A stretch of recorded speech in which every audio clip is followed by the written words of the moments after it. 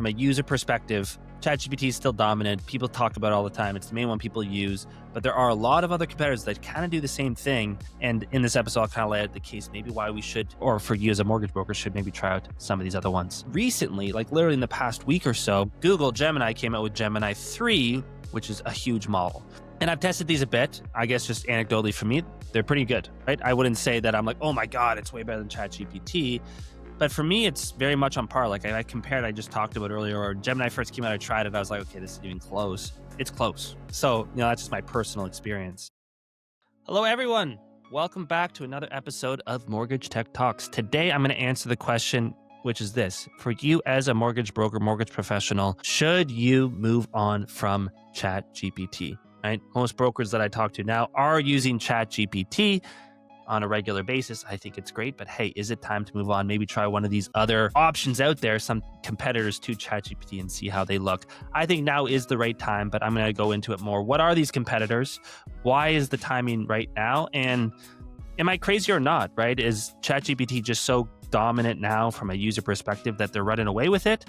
Or are we still early in the game? I answer all those questions and more. If you're interested on how to optimize your AI experience on a day-to-day basis, I think this could be a cool one for you. We'll see you on the other side. Okay, so bit of an edgy one this week. Of course, I'm going to try to answer the question of should we move on? Should you, as a mortgage broker, move on from ChatGPT? So what do I mean by that? Well, yeah, let's just kind of set the table a bit, right? So ChatGPT,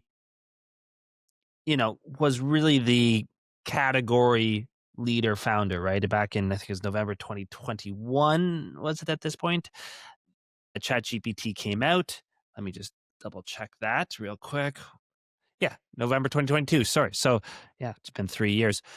It came out, changed the game, still is doing that.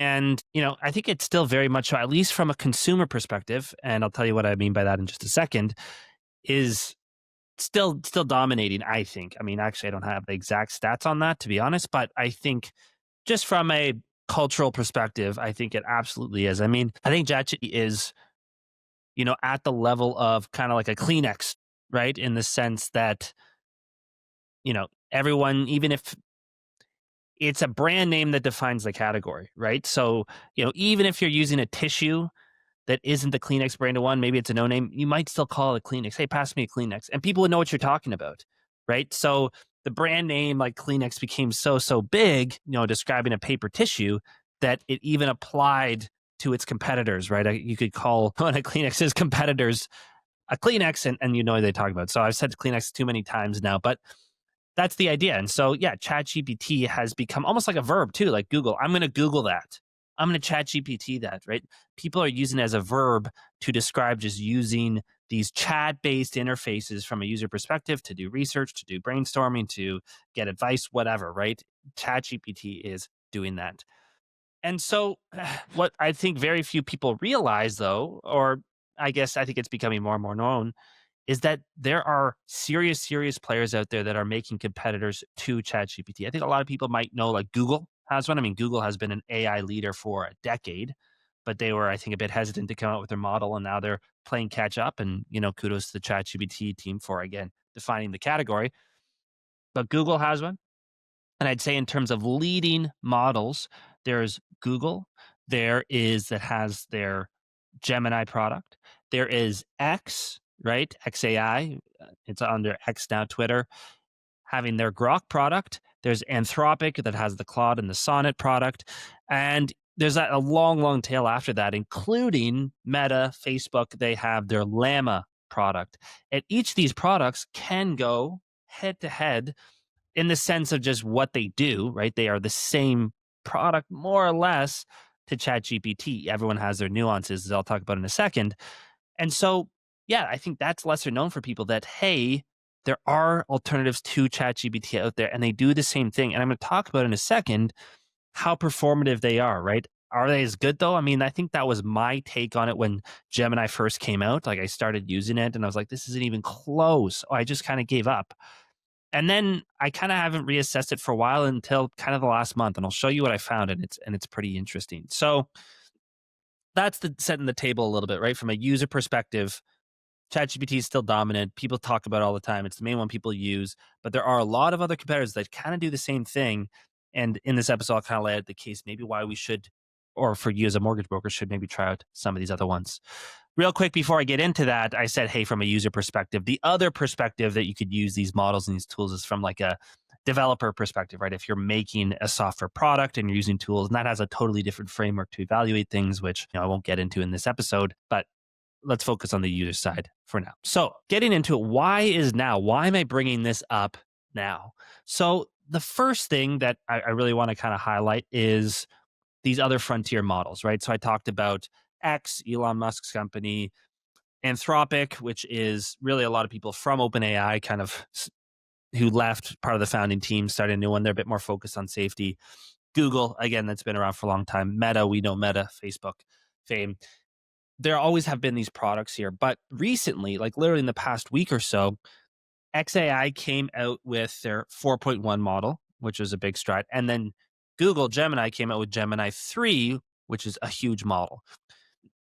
And I've tested these a bit, and I guess just anecdotally for me, they're pretty good, right? I wouldn't say that I'm like, oh my God, it's way better than ChatGPT.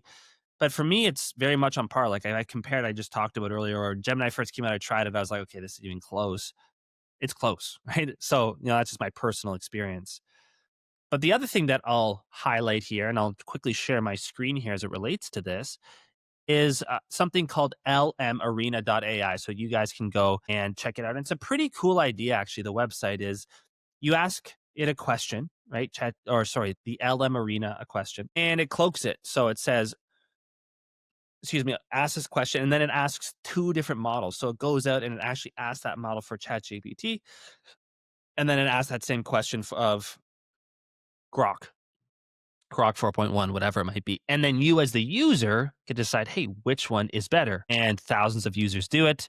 That happens thousands of times. And what comes out of it is just a simple ranking, right? How many times was the Grok one or the Google one or the Meta one chosen ahead of, let's say, the ChatGPT or anyone else, right? Any of the competitors. And so this LM Arena is starting to be a much more of, I guess, a really good reference point. There used to be these benchmarks, like you would have these, put these LMs through tests, and that's okay. But people are trusting the LM Arena a lot more because you can kind of game those tests, right? Like, in school, you could game a test, you could memorize the answers, you could overtrain the model on what you're expecting these tests are going to give it, right? That's what's happening right now. So the LM Arena is being used a lot more because it's like, enough of these tests, these arbitrary things that could be overtrained for. Let's just ask the users. Let's just ask the end users what they like. And so now we have Google 3. I just talked about Grok 4.1 that came out. Of course, GPT-5 is the one most recently that ChatGPT OpenAI has. And there's Claude and Sonnet and all these other things. So I'll quickly share my screen, but I'll describe it here. I've kind of done the intro enough now. What are the results? Well, let's take a look. So LM Arena, there's a lot of things here. Different categories like hard prompts, coding, math, creative writing, instructions, longer query, multi-turn, but they're just an overall rank, right? And so across all these things, what did users like best? Well, it's very, very clear. The number one, what people like the best is Gemini 3. So from just a pure, I ask a question, I get an answer back, consistently Gemini 3 is the best, right? Compared to Grok, compared to all these other things, compared to ChatGPT, users like Gemini 3 answers better. Wow, interesting. That's number one. Number two is Grok 4.1. So again, other than Gemini 3, the Google product, Grok 4.1, again, that just came out recently, is the number two, right? People like those answers better than ever. Number three is Claude. It's not even ChatGPT. It's Claude Sonnet, which is the Anthropic product. And then finally, coming in at number four is GPT 5.1, which is their latest one. You can scroll further down. You can see things like Kimi. These are some Chinese models. Quen, DeepSeek, which is an open sourced Chinese model. I'm trying to look for Mistral, which is another. I think Quen is the Alibaba one. I'm trying to find the Google one, the Meta one, but oh god, it's far down there, and that's maybe a bit depressing. So I won't go too far deeper into that. But the point is that just from a pure user perspective, Google and XAI are beating ChatGPT right now. Users think it's better, which is just crazy to me. And to be fair, there's a bit of bias because they are so recent. The pace of these models and how they perform is accelerating so quickly, but it's a continuous increase, right? Like think of it as a single line going up and to the right, whereas the release of each model is discrete, right? So they're picking a point in time. And so to be fair, Google's 3 and Grok's 4.1, they're further along, right? They've been released more recently. So the AI technology is a bit better. ChatGPT 5 was released a couple months ago. So we're a couple months ahead in terms of just technological capability. But the point is, I mean, today, for you as a user, you log into Gemini, you log into ChatGPT, you should expect to get a better response, a better experience with Gemini, right? Which is just crazy. The other thing that I guess is going on right now, and so, I mean, and that's the first time I think that ChatGPT is firmly in third. Like even when Google and Grok and other people have released things in the past, ChatGPT and OpenAI have always kind of been right there at the top fighting for it. But now they're kind of like in third, right? It's pretty interesting in terms of performance. The other thing, and this is just maybe more conspiracy corner, if you'll indulge me here, there's a big blow up on X in the circles I follow, maybe you do too, where Sam Altman, who is the CEO, I guess, I don't know, he leads OpenAI, ChatGPT, and he was doing an interview, and the interviewer, and I'm Brad Gerstner, asked this. I'm just reading it on my screen here. A big question I keep hearing is how can OpenAI doing 13 billion in revenue, so they do 13 billion a year, which is impressive. How can you do that but have 1.4 trillion in spending commitments? So over the next 5 to 10 years, OpenAI has made announcements about data centers and different things like that. They'll say, hey, we're going to spend 1.4 trillion. So if they do the same amount every single year, 13 billion, they're going to take 100 years to actually fulfill or make enough revenue to pay for all these spending commitments. So that was the question, right? And I think it's a pretty fair question. And the conspiracy corner, I guess the big blow up or the interesting thing is Sam Altman as this leader of this $13 billion kind of snapped. And some people liked it. They're like, good for you, stand up for yourself. Other people are like, that's weird from a big CEO. But basically what he said was this. He said, hey, first of all, we are doing way more revenue than that. And this is him talking to Brad, who is actually a shareholder of OpenAI. If you want to sell your shares, just let me know. It'd be cool to be public so I could tell the loudest voices just to short the stock and see them get burned. Right? So this guy came out swinging instead of saying, hey, really good question, but we're projecting a good growth trajectory. He kind of got defensive. He kind of got backed into a corner and came out swinging a little bit. That's my take on it. And so some people are saying, hey, are there spend commitments or I guess financing concerns as it relates to this company? I don't think so. But what I think is a little bit interesting is that with that much spend commitment, and this is an argument I can buy a little bit, ChatGPT and OpenAI are going to be looking for a lot of different revenue streams. And we're seeing it already. They recently launched a browser, right? So that could be a revenue stream in a sense of looking at different data and using that in different ways. Even an IDE, right? An integrated developer experience, which is more on the coding side of things. And I said I wouldn't go too much into it in this episode, but it's kind of interesting in that sense. And why is that important? That the fact that they're vertically integrating, they're going into other things, is people are kind of raising alarm bells to say, hey, if you're using ChatGPT to ask about, mortgage inquiries and you're using it in a very customized way, who knows if they're going to turn around, use that data, understand the use of their users and come out with a mortgage ChatGPT product, right? A ChatGPT version specific to the mortgage market. And maybe people like that. Maybe that's a good thing, but maybe people don't want that, right? Maybe people say, hey, this is my proprietary thing. This is the way I think about it. I don't want someone coming in vertically integrating and taking over, the business that I do, right? So I think that's valid-ish. I mean, I'm seeing the trends. They are vertically integrating, and I think it makes sense given, again, their spend commitments. I don't think it's too much of a concern. The bigger one is just the performance, which I spend a lot more time talking about. But I think it's just maybe a fun thing to talk about because it was quite the interesting reaction that we got from Sam Altman. So just to round things out, a couple of things here. People might be sitting here like, okay, I get it. Performance is better, whatever. But Betamax and a cassette, I don't know. That was before my time, but I think there was always a big debate between the cassettes, like the tape cassettes that you put in your car, and Betamax, which is another version of the same thing. From a pure technical, what gave a better performance? Betamax was better, but tapes actually beat it, and I don't know why really. But people might be sitting here saying, hey, is this another version of that? Who cares that Gemini is better? Who cares that Grok is coming out with better things? ChatGPT is ChatGPT. I use it like a verb. I use it every day. It's on my phone. I'm not going away. I'd say, yeah, that's one example that I just gave of where, even the less superior product still won because they dominated distribution. But the opposite has also happened. So I always use the internet. And in the early days of the internet, Netscape, which is a browser, right? Like I'm just using Google Chrome right now. It's a browser, had 80 to 90% of the market share. They were massive. They were dominant. They were huge.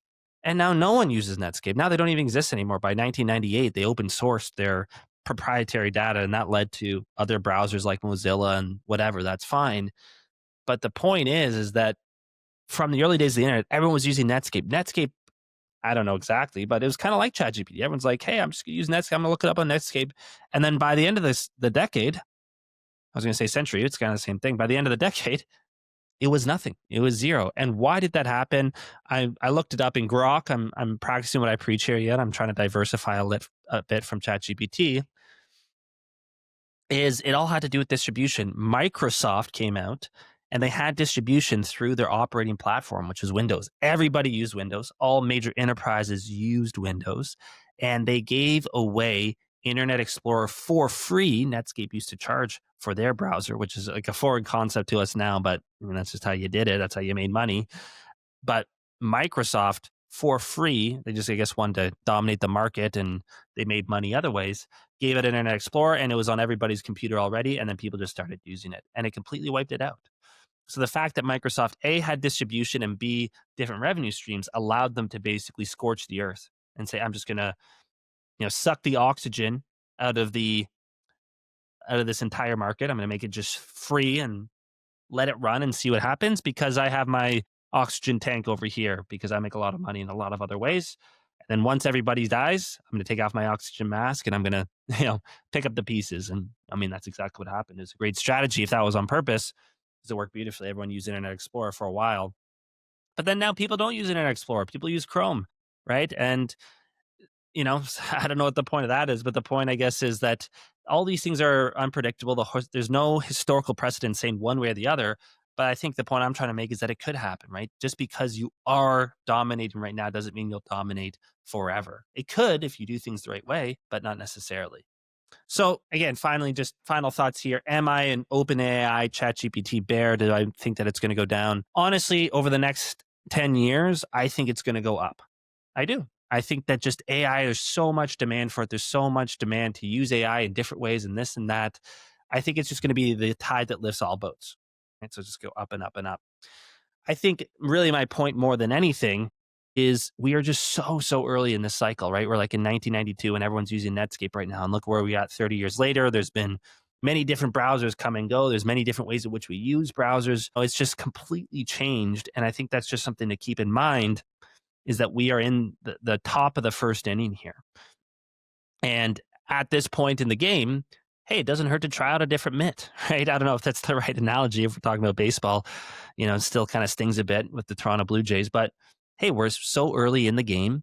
Why don't you try a different mitt out? Try it out, see how it goes. And, I would say if you use the Netscape example again, it's like, it got killed because other companies had better distribution. What has good distribution right now? You're probably using a Google Chrome browser, or maybe you're doing your email in Gmail, or maybe you've been scrolling on X all day, or maybe you've been scrolling on Facebook all day. If you really think about where you spend most of your time, your days, where are your eyeballs, it's probably on a Google product or a Facebook product or an X product, and they're going to make it better and better integrated, right? It's going to be a more and more integrated experience. And so take advantage of that. See these things. Understand that the integrated experience is probably a nicer experience, and go along for the ride, and at the very least experiment with it and see if it is really better. And maybe it is worse, because at the end of the day, it is a little bit of a personal choice too. So I'll leave it at that. I hope this was useful. I guess leave in the comments any kind of comments in terms of if you did try something else and what you found. I'm curious. But as always, guys, thanks so much for watching this week, and we'll see you next